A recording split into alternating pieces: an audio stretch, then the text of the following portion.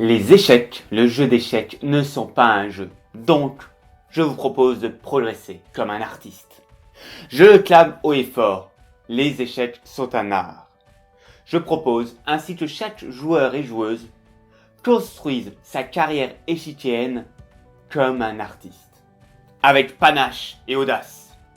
Vous connaissez l'étymologie du mot enthousiasme ? Cela signifie inspiration divine, inspiré par le divin. Toute la vision de Chess Bellerom peut se résumer à ce mot enthousiasme. Être habité par l'enthousiasme, devenir un artiste de l'échiquier et faire de sa vie une œuvre d'art, ou du moins votre carrière échiquienne une œuvre d'art. Oui, je parle de carrière échiquienne. Oh, ne croyez pas que le but soit de faire de vous des bêtes de tournoi. Non, la progression est une conséquence et non un but.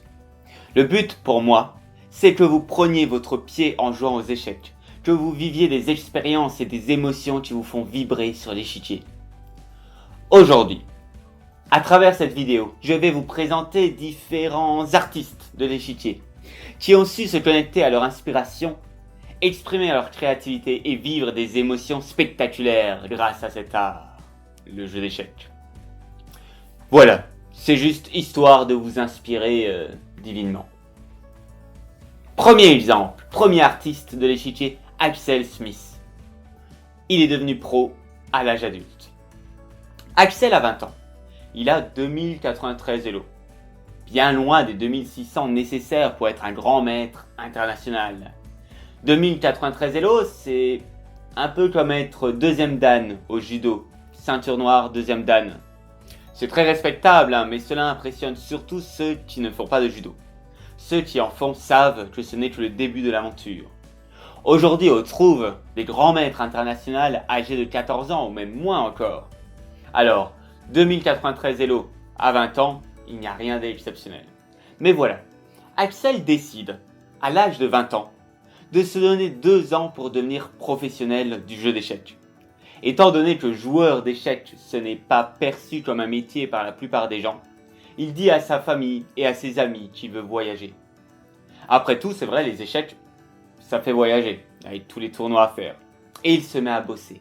En un an, il passe de 2093 élos à 2205. Une belle progression, mais toujours rien d'extraordinaire. La deuxième année, il monte à 2458 élos. Et là, c'est plutôt dingue. En tout cas, pour tous ceux qui n'ont pas essayé de faire comme lui. Les échecs sont sa priorité. Il a abandonné les études. Il est devenu très exigeant avec sa vie sociale. Il ne se disperse pas. Les échecs, c'est ce qui l'anime. Aujourd'hui, il est grand maître international. Chapeau bas. Il est aussi coach d'échecs et auteur de livres autour des échecs, bien évidemment. Comme quoi, même sans être un enfant prodige, on peut faire de sa vie une aventure des 64 cases. Simplement avec du travail et de la passion. Il dégomme les idées reçues, par son expérience et à travers ses livres. Moi, je l'aime, j'ai envie qu'il devienne mon pote. Donc, comme il est suédois, s'il y en a qui veulent me donner des cours de suédois, dites-le moi en commentaire. Donc, je vous recommande, en fonction de votre niveau, il y a le bouquin qui vient d'être traduit en français, Boostez votre élo. Bon, c'est un livre qui est plutôt réservé aux plus de 1800-2000 élos. Voilà, c'est un livre surtout pour bosser, on n'est clairement pas chez les bisounours. Et la méthode Woodpecker, pour les plus de 1800, Axel Smith est co-auteur. C'est un principe fort et puissant, donc génial pour vraiment progresser en tactique. Rendre les patterns, les positions tactiques intuitifs. Et aussi E3 Poison, donc aussi un livre réservé pour les plus avancés, pour les plus de 1800. C'est une manière originale d'aborder les ouvertures basée sur la structure de pions. Bref, c'est du Axel Smith. Deuxième artiste. Josh Waitzkin, l'équilibre dans la force. Josh est un enfant prodige des échecs. En fait, non, c'est un champion d'arts martiaux. Ah non, c'est un auteur et conférencier. Bon, son histoire est passionnante. Enfant, Josh est repéré. Voilà un gamin prometteur, peut-être même un futur Bobby Fischer, le gamin génial des échecs par excellence. Bon, Bobby Fischer était génial uniquement sur l'échiquier. Pour sa vie perso, bon, c'est une autre histoire. Alors, Josh Waitzkin, il a 2 profs d'échecs qui s'opposent particulièrement dans leurs approches. Le côté obscur vs le côté clair de la force. Ce premier prof avait un style posé, rationnel. Certains diraient froid et calculateur, du solide quoi. Il s'appuie sur la théorie, sur ce qui a fait ses preuves. Le deuxième estimait qu'il fallait jouer ses parties, en s'appuyant sur ses points forts, baser sa progression sur la pratique plutôt que sur la théorie. Le premier prof, au style froid et calculateur, finit par l'emporter, mais Josh n'est pas un joueur lambda, c'est un artiste, et ce style froid ne lui correspond pas. Or, les échecs le passionnaient, et lorsque c'est le cas, lorsque vous avez acquis les bases, vous devez même créer votre propre style. Vous êtes un artiste. Si vous ne développez pas votre style, vous l'étouffez. On n'impose pas de voie tracée lorsqu'on a un potentiel à développer. Avec la célébrité issue du film À la recherche de Bobby Fischer, donc un film biographique sur son enfance, en plus de son adolescence, le film sort au moment de son adolescence, ça fait beaucoup de choses tout de même à gérer. Josh finit par ne plus pouvoir se trouver. Et alors la solution pour lui, c'est de vivre en tant qu'artiste. Il se casse en Slovénie pour étudier les philosophies orientales. Et il reviendra effectivement sur le devant de la scène, mais en devenant champion du monde de Tai Chi en poussée des mains. Il a compris que sa force véritable, c'est la connaissance de soi, que ce soit à travers les échecs ou les arts martiaux. Connaître ses faiblesses et ses forces, travailler dessus, tout en laissant l'enthousiasme trouver sa juste place. L'adaptation est la clé. Et l'adaptation est possible uniquement là où il y a de l'humilité. Josh est reparti de zéro, dans un nouveau domaine, pour exceller à nouveau, un artiste, je vous dis. Et si vous saviez tous les points communs que l'on peut trouver entre les arts martiaux et les échecs, maîtrise de soi, lire l'intention de l'adversaire, le contrôle du centre, ou le déséquilibre sur les ailes, l'audace, quand on apprend à jouer aux échecs, l'état d'esprit Karate Kid n'est pas loin, ou Kill Bill, selon vos références.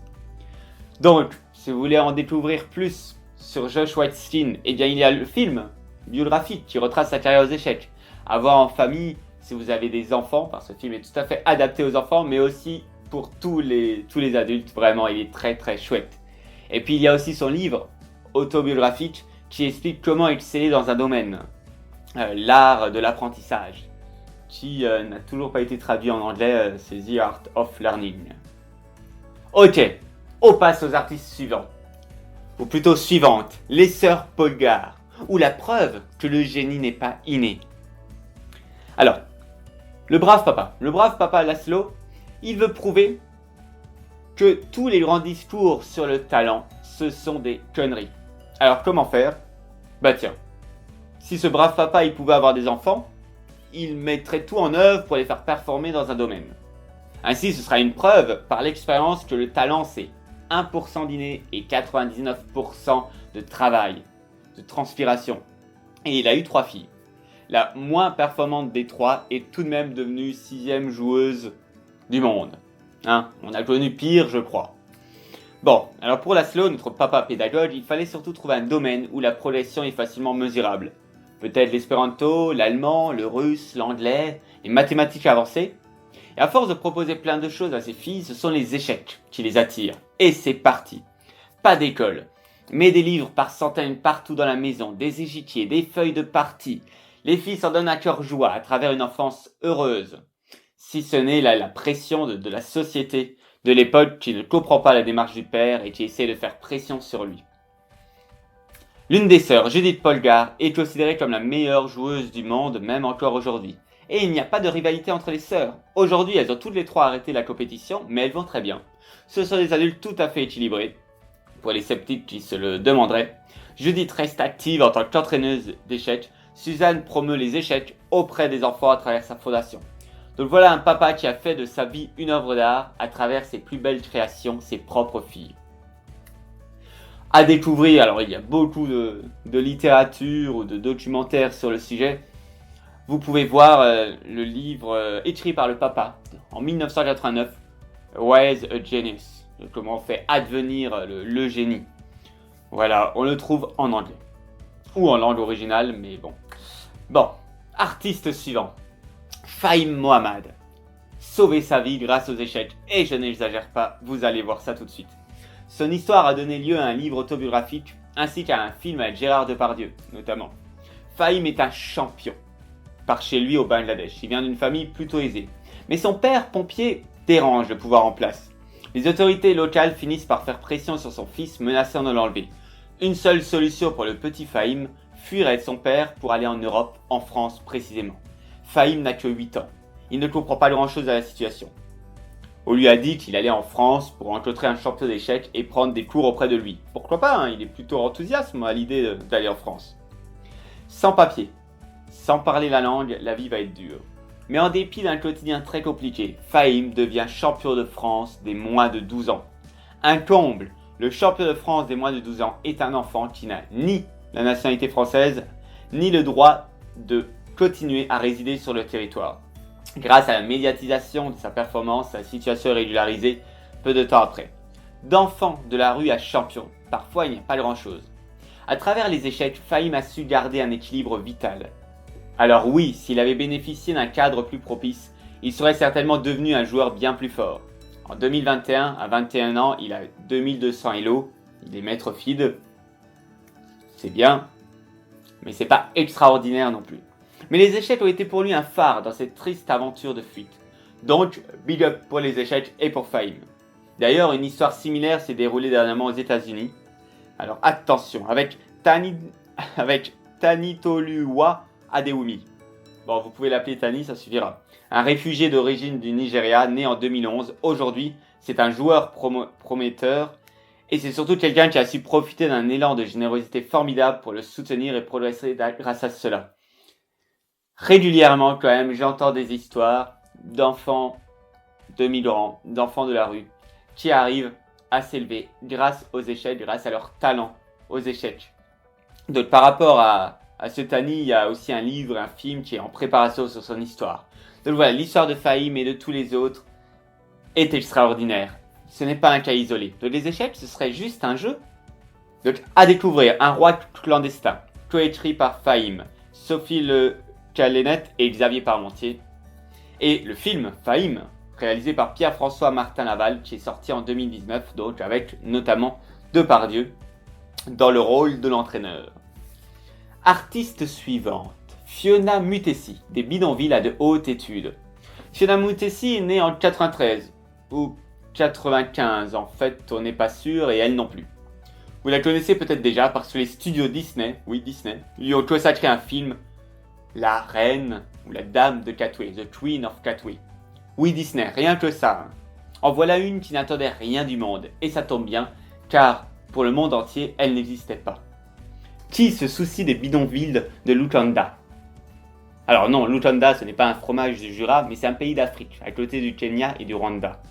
Elle a appris à jouer à 9 ans, en se fichant totalement du jeu. Ce qu'elle voulait surtout, c'était le repas gratuit qui était distribué par un institut qui avait pour mission d'aider les jeunes à se structurer grâce au sport. Et comme les échecs sont un sport, les échiquiers étaient présents. Fiona n'avait aucune ambition car ce n'était pas son monde, en tout cas c'est ce qu'elle croyait. Mais l'animateur repère son potentiel et le motive à participer à des compétitions. Il faut voir cette troupe de jeunes désœuvrés se pointer au tournoi, des moins favorisés qui débarquent au royaume des rois. En attendant, ils n'ont pas à rougir de leur performance et surtout pas Fiona Mutesi. Ce jeu, venu de nulle part dans son existence, lui ouvre des portes. Elle écrit un livre autobiographique dont est tiré le film de Disney. Les revenus de la vente du livre lui permettent d'assurer à sa famille des lendemains meilleurs. Une première, vraiment pour sa famille. Aujourd'hui, elle mène une triple vie. Joueuse d'échecs de temps en temps, conférencière sur la motivation et étudiante. Elle voyage autour du monde et surtout elle œuvre pour que d'autres filles et femmes puissent s'épanouir, peu importe leur origine ou statut social. Une grande dame, une artiste, une battante, la Dame de Katwe. À découvrir son site officiel et puis si vous le souhaitez, le film de Disney qui est sympathique. Ensuite, artiste suivant, Blackburn, surnommé la mort noire. Joseph Henry Blackburn, 1851-1924. Alors celui-là, je le kiffe, ne serait-ce que pour sa réputation. On l'appelait la mort noire. Alors pourquoi? Avec son look, limite effrayant, une barbe longue, un regard carnassier et un penchant certain pour l'alcool, il parcourait le Royaume-Uni pour jouer partout où on était prêt à le payer pour le voir à l'œuvre. Parti à l'aveugle ou en simultané, rien ne l'arrêtait. Il était d'ailleurs persuadé que sa forte consommation d'alcool l'aidait à mieux se concentrer. Permettez-moi d'en douter sur ce point-là. Néanmoins, il a su gagner sa vie grâce aux échecs. Alors, qui veut l'affronter? Qui? 1 shilling pour prendre part à une simultanée contre lui. 2,5 pour l'affronter en aveugle. Il ne perdait quasiment jamais. Il avait la réputation de jouer 2000 parties par an. C'est un sacré rythme tout de même. Alors évidemment, son style de jeu est en cohérence avec son look. On attaque, on sacrifie, on n'est pas là pour l'embiner. Improbable mais vrai, notre champion avait commencé à travailler dans la vente de sous-vêtements. Mais franchement, pourquoi ne pas vivre plutôt une vie de voyage et de défis et de boissons? Je suis sûr qu'il avait un certain sens du marketing et qu'il savait se vendre et jouer avec son image. Imaginez si aujourd'hui Blackburn avait un compte Instagram. Bon, la boisson n'aidant pas, c'est un homme haut en couleur dans toute sa complexité. Si vous souhaitez devenir la mort noire du XXIe siècle, évitez d'essayer de vous jeter par la fenêtre, par exemple si vous perdez un match. Surtout que ce cher Blackburn, ce cher Joseph, il a déjà essayé. Donc ce qui est fait n'est plus à faire, n'essayez pas de le faire. Et en plus, après avoir perdu, il avait sauté par la fenêtre du rez-de-chaussée. Donc ça ne servait pas à grand chose. Bon, l'histoire n'est pas claire. Car après avoir perdu contre Steinitz, qui était quand même le premier champion du monde officiel, rien que ça, ils se sont battus, mais plus sur l'échiquier. Steinitz raconte qu'il a pu se défendre en cassant la vitre de la fenêtre à la tête de Blackburn, ce qui fut efficace pour le dédriser. Bon, une drôle d'époque. Mais si un type nommé Joseph Henry Blackburn, Joseph Henry, a su faire de sa carrière une véritable légende, avec ses côtés grandioses et sa part d'ombre, vous ne pensez pas que vous allez pouvoir faire quelque chose de tout à fait acceptable de votre côté? Par contre, je vous conseille de rester à distance de la boisson, vous avez besoin de vos neurones. L'ivresse venue de l'échiquier procure une sensation merveilleuse, contrairement au verre qui finissent par vous assécher le gosier avec du liquide. Artiste suivant. Timur Garayev. Un petit saut en parachute pour fêter ça, ça vous dit? Alors il est né le 3 mars 1988. Et lui, je le kiffe grave. Dans les joueurs actuels, vraiment je le kiffe grave. C'est certainement l'un des joueurs de haut niveau les plus farfelus de notre époque. Timur est aujourd'hui grand maître international, ce qui est déjà une prouesse en soi. Il a atteint ce titre à 16 ans. Sympa, l'adolescence. Il a un record du monde à son actif, tenez-vous bien, le plus grand nombre d'adversaires en simultané à l'aveugle. Le 4 décembre 2016, Timur est monté sur son vélo d'appartement face à 48 adversaires. Le fait d'avoir le corps actif sur son vélo d'appartement lui permet de mieux se concentrer. Ses mains sont nerveuses, comme si ses neurones étaient au bout de ses doigts. La simultanée commence, 48 parties différentes dans la tête d'un même être. Mais voilà que la sirène incendie se déclenche. Il faut évacuer la salle. Finalement, ce n'était qu'un plat en cuisine qui a déclenché l'alarme. Au bout de quelques minutes, chacun reprend sa place. Les adversaires derrière leur échiquier, Timur sur son vélo d'appartement. Eh bien, croyez-moi, et le Guinness Book peut en témoigner, Timur a validé son record malgré une interruption de plusieurs minutes dans le processus. Sur 48 parties, il en a gagné 35, 6 défaites et 7 matchs nuls. Le tout a duré 20 heures. Pour que le record soit valable, il devait remporter au moins 80% des parties. Vous vous en doutez, pour réussir une telle performance, il faut une préparation spécifique avec l'aide d'experts de la mémoire et de la visualisation. Mais quel rapport avec le saut en parachute, me diriez-vous, pour ceux qui suivent? Merci, il y a au moins une personne, merci, j'y suis. Pour fêter une réussite, comme le fait par exemple de remporter le prestigieux US Open en 2018, on peut aller dans un chouette restaurant. Option A. Option B, on peut s'offrir un week-end en Thalasso. C'est ce que les gens normaux feraient. Option C, l'option des artistes. Timur Garayev est un artiste. Pour fêter sa victoire, il a décidé de sauter en parachute avec un échiquier. Il y a une vidéo qui le prouve.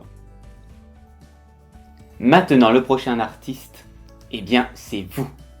J'adore m'intéresser à la vie des gens. Cet article pourrait être sans fin. Il y a des centaines, des milliers de personnes qui se révèlent être des artistes de l'échiquier.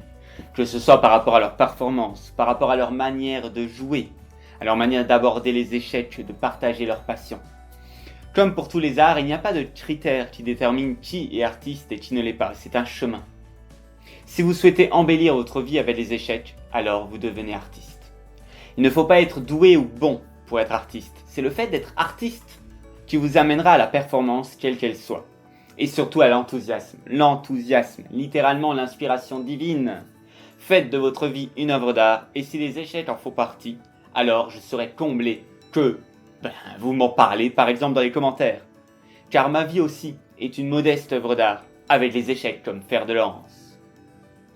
Eh bien, je vous remercie d'avoir écouté, d'avoir suivi cette vidéo jusqu'au bout. J'espère que ces artistes vous ont parlé, vous ont donné vous aussi de transformer votre vie, votre carrière échiquienne en artiste. Et je vous dis à très bientôt.